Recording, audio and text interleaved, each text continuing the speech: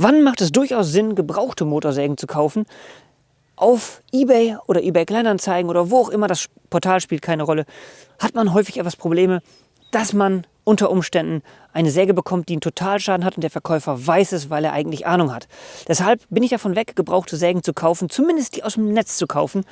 Aber es gibt durchaus Sachen, wo es Sinn macht, eine gebrauchte Säge zu kaufen. Und zwar, wenn man den Verkäufer kennt.